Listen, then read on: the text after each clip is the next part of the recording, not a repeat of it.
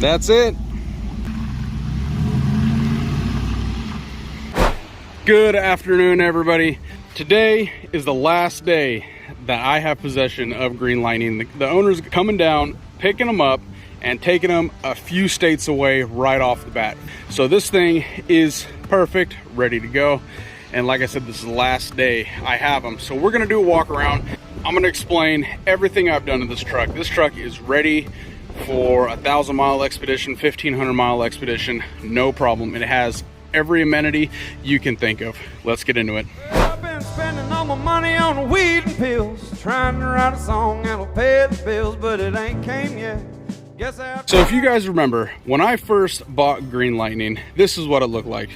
The body was clean, the motor was shot. The lady that I bought it from threw two of the rods, windowed the block, she windowed the oil pan, everything. So we put a new motor in there. It isn't rebuilt, it is refreshed, new OEM gaskets, belts, injectors got to clean, filters, all that good stuff. All the consumables, the rubbers, the band, the clamps, everything is brand new. The transmission would only shift between third and second. It would not go in the first, and it wouldn't go in overdrive. A flush, a filter change, and all the shift solenoids are all brand new in the transmission. Transmission is minty for an automatic. So we're gonna start with the outside.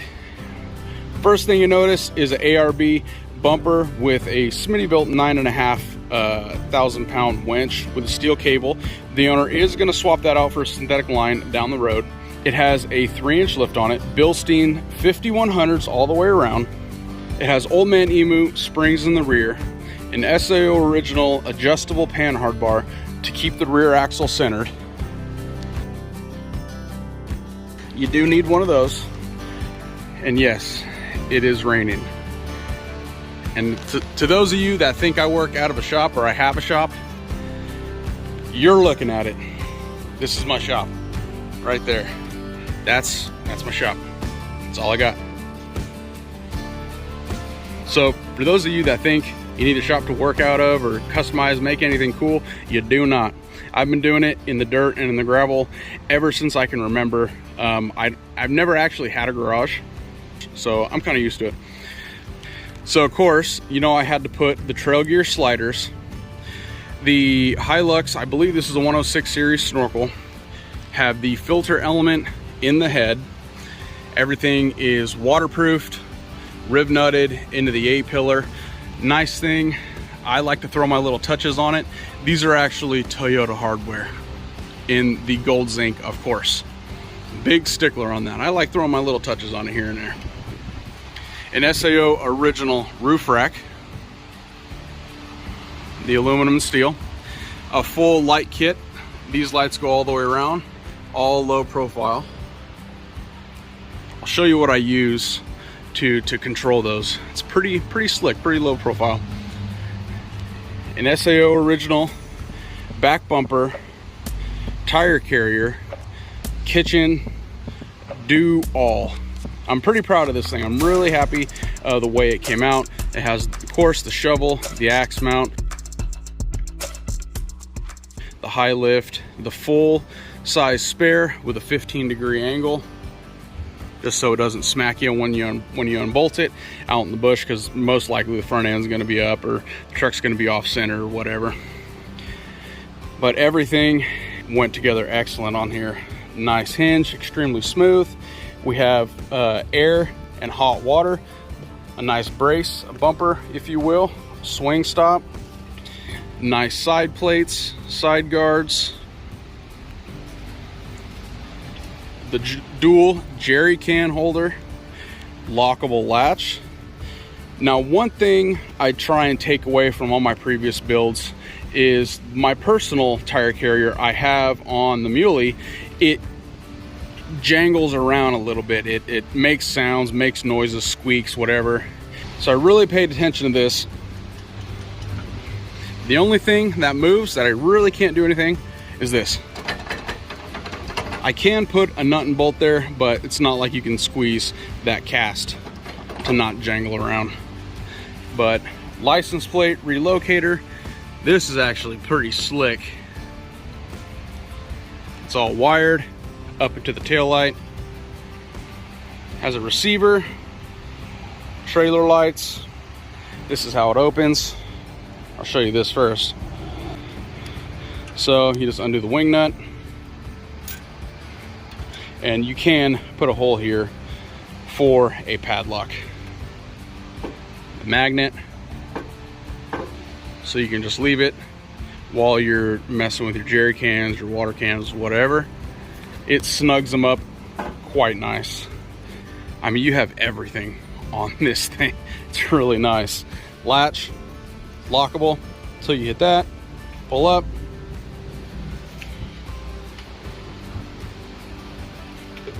Everything opens really easy. I do have a swing stop. I only have one hand at the moment. Swing stop right there, pin right there behind the license plate. That holds everything open.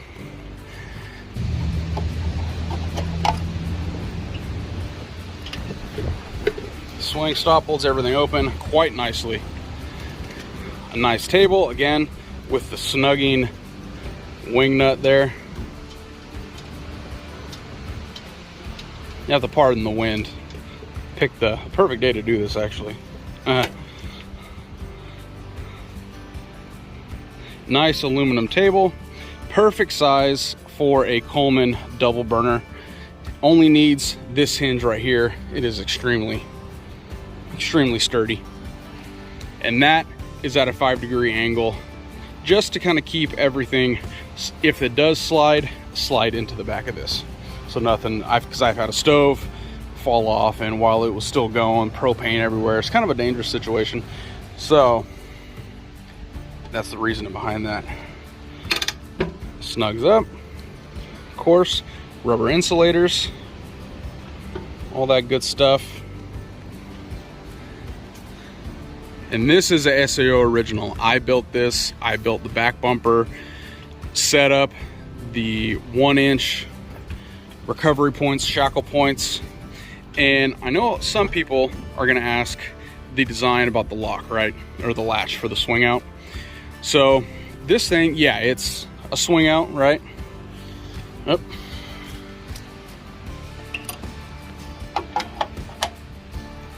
Now this design has been around since the dawn of man. It's a good old male and female design. Right in, doing everything with one hand. Latches up. Now, because that's as far as it can go in.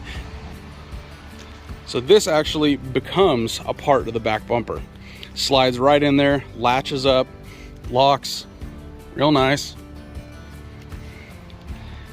So that's kind of the mentality I had when I built this thing. Still nice, real high, snug up to the body, but if you do hit it, I don't think you're gonna bend this. I really don't. You're gonna hit that tab, of course, and break that, bend that off. But I think impact resistant, I might label it. But that's the carrier. I spent quite a bit of hours, quite a bit of time on this carrier just to get it perfect. And one of the things that he wanted was he wanted everything bolt-on. Well, I told him, well, we're not gonna do bolt-on sliders because he's gonna use those, I guarantee it. This is completely bolt-on. Everything is bolt-on.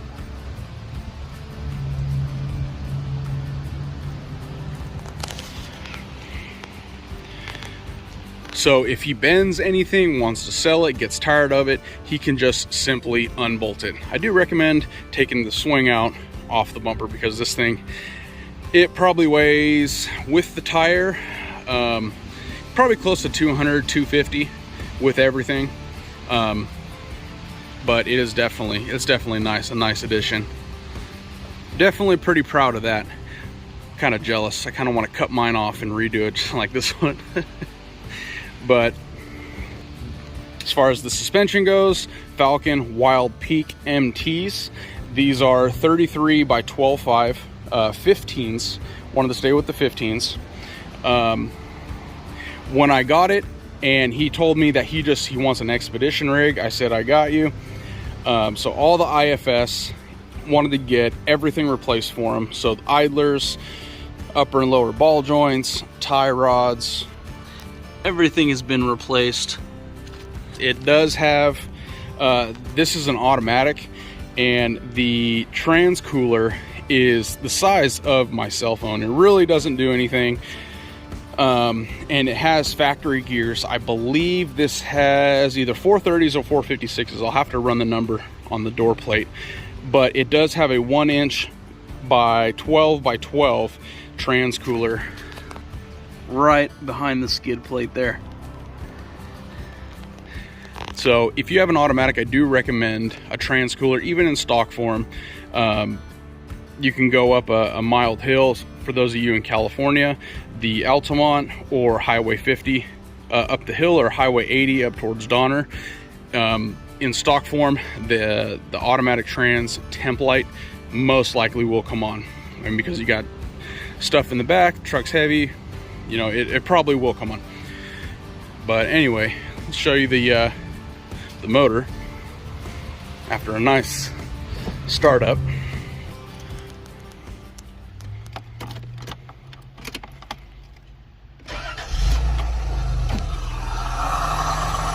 It still has everything from the factory. Everything works. The cruise control still works. Brakes work awesome. Factory map that goes straight into the snorkel. Has a OEM or a Denso alternator. All the belts are new. This radiator is an all brass 3-row. Everything works great. It has a Keyline Chargers dual battery kit, which I recommend. I have 3 trucks with this kit, including this one, and I highly recommend a dual battery system. So this is an Optima yellow top. I believe the 78, the Group 78 batteries. This is the start battery, and this is a Marine Deep Cycle Optima 78, Group 78 also. These battery cages, I do highly recommend these. Not just because they bolt everything in and keep everything snug, but the factory, for those of you that know, the factory battery tie down, unless you build the battery up and then suck the tie down right on top of it and hold it real snug, the factory battery will slide over and run into the power steering pulley. So I do recommend a dual battery if you do any type of accessory charging or lights, winch. Everything is tied through this battery. It has the winches through it, the power inverters through it, all the lights, everything like that is through it. So this is the interior. Very clean truck. It's a fully optioned truck. Sunroof, everything works. It's very clean.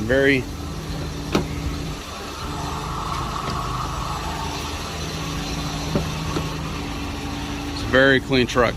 Now, before I sold this, I went through and steamed, spot treated, and sanitized every piece of the interior. Sadly, I didn't have a sewing kit, nor am I any good at sewing. I can weld metal together, but I can't sew. Imagine that. But everything has been sanitized, cleaned, spot treated. Everything.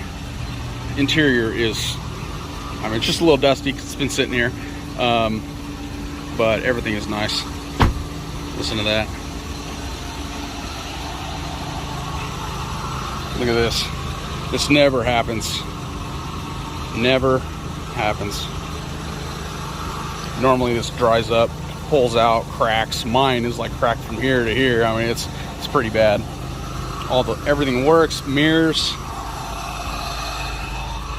This is an air conditioning truck. AC works. I believe, check this out. You guys aren't gonna believe this. Not a crack on the dash. This dash does not have one crack in it. Beautiful. And this is the original dash pad. Original dash pad. Beautiful. Now, it does have air.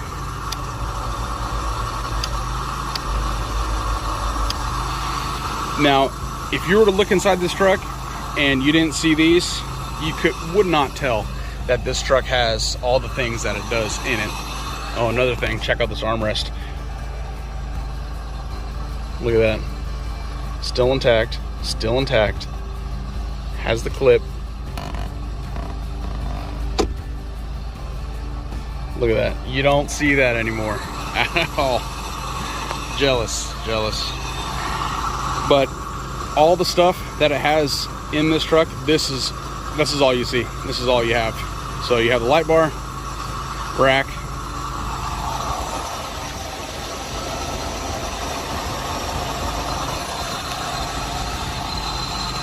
has lights on the back, on the other side as well. And this one in particular, this aux beam controller, is pretty nifty. Let me shut that off, that intake. Listen to this thing.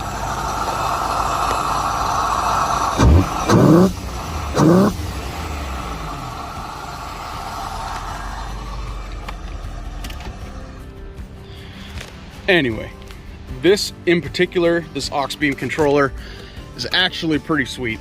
So not only can you change the colors of the light or anything like that, but it has obviously a hold position, right? And then you can actually control it. So if you have an air horn, like my personal 4Runner, it has a momentary. And what's also pretty cool, it has a third mode, which is a strobe. So if you want to go full strobe mode, check this out.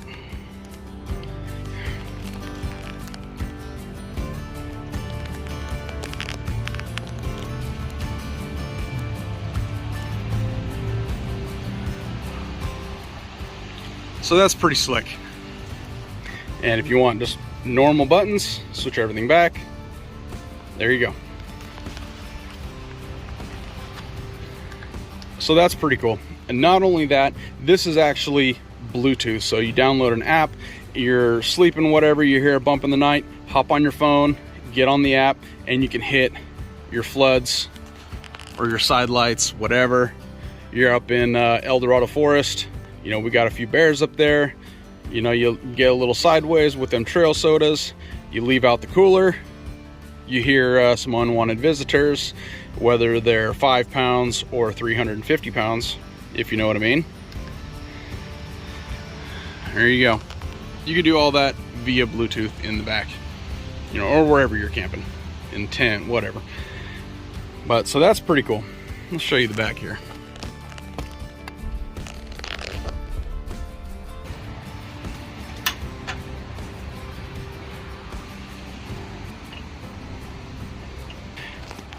So this is the back, pretty slick. Aside from the power inverter, he had me add that last minute. I did some math, and the wattage that he needed to run the equipment that he wanted is 3/4 of an inch too tall. I was gonna put it under the seat, keep the thought process, everything out of sight, out of mind. You hop in the truck, you wouldn't know. But unfortunately it wouldn't fit. I believe there is an amp under there, actually, under the passenger seat, but it does not fit under the driver's seat. Pretty bummed about that, but I couldn't get any smaller with the wattage that he wanted. But this thing is actually pretty cool. I hooked up a heat gun, I hooked up heat gun, palm sander, and a die grinder, or not a die grinder, but a 4-inch grinder. And it ran all of them without the cooling fans kicking on. It's a 1500 working, 3000 watt surge and everything. It's excellent. And there's also a Cat 5 plug that runs, that you can put in, you can actually put a controller up to the front. So if you have a fridge back here and you don't want it on, or it's killing the battery or whatever, you just hit that and this whole thing shuts down by the front. You don't even have to come in the back or anything. But always with the ARB twin tucked away. It goes down to a 3.5 gallon air tank. It has a 120 psi cut, So it has a valve on the side that opens up, and it's pretty decently loud. It'll let you know. And of course over here we have the hot water with the feed line. This can double as the air line, just blow all the water out before you use any of your impacts or tools or anything. It's a flow jet. I don't have the part number. It's a flow jet, 60 psi cut. It's an automatic shut off water pump.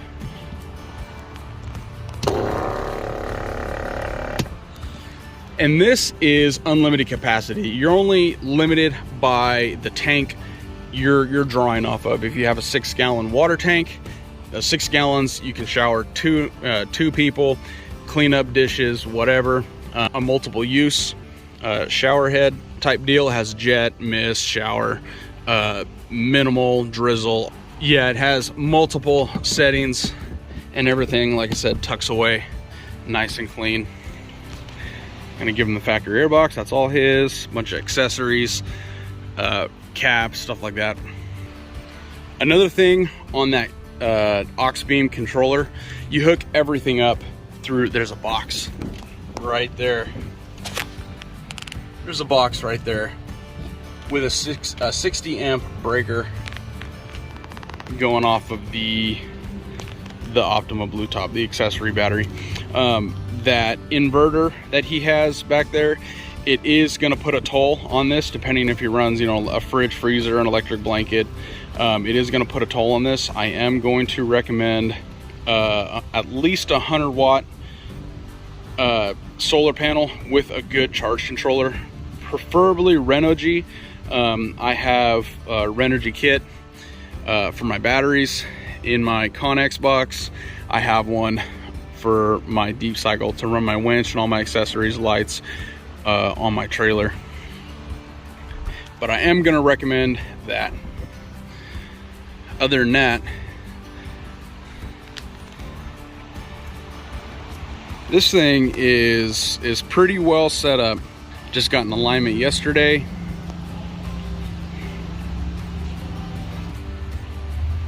Really happy how it came out. Kind of sad it's going. Put a lot of hours into this truck.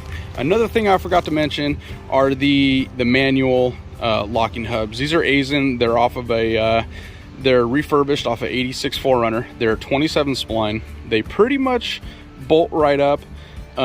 These actually give you a little bit more power, increase miles per gallon just by keeping your axles, your diff, everything from spinning while you're driving. So it has the whole front end is completely disconnected. There's no resistance on the highway. You don't need as much throttle on the highway to maintain speed with these. I do recommend everybody do these. If you keep the IFS or not, manual hubs is the way to go. Anyway, let's go for a drive.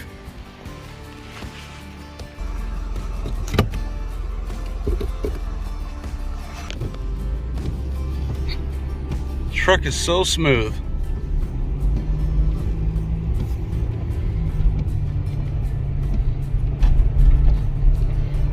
I don't know if you guys can hear the shifting or not, but it is so smooth.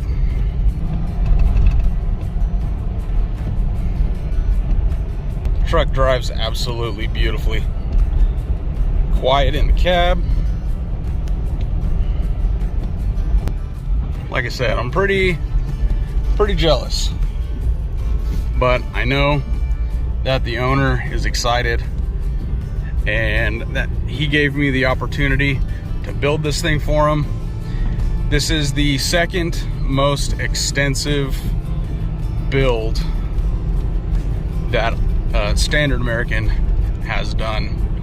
The other being Ruby, which the only difference between Green Lightning and Ruby is the solid axle kit. Excellent oil pressure. This thing is just awesome. Another thing I forgot to mention. Oh yeah, that's it. That is hashtag Green Lightning. Proudly built by StandardAmericanOutdoors.com.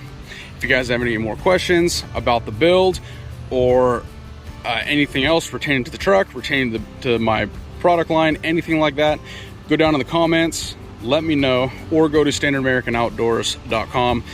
I have the adjustable panhard bars, the roof racks, everything's 15% off currently, and they're ready to ship.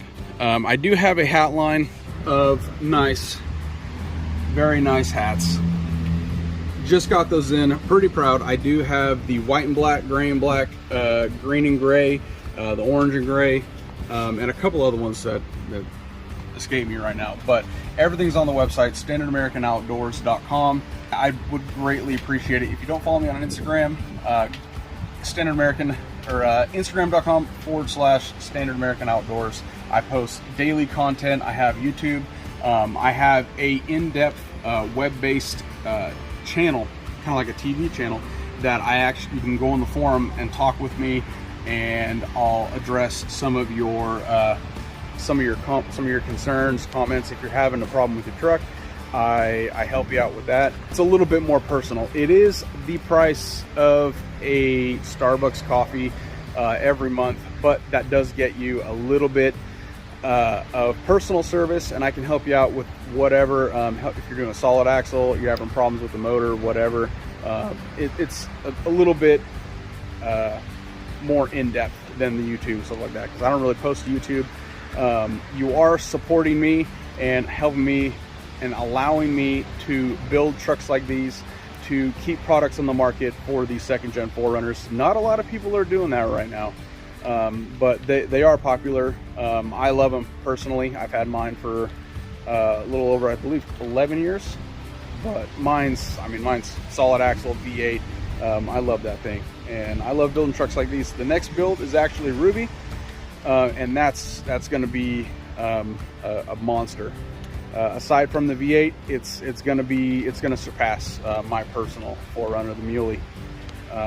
But that thing's going to be awesome. I'm going to be building the carrier and bumper just like Green Lightning here for Ruby. So thank you for watching all the way to the end. I greatly appreciate it. Thanks for watching. Have a good one.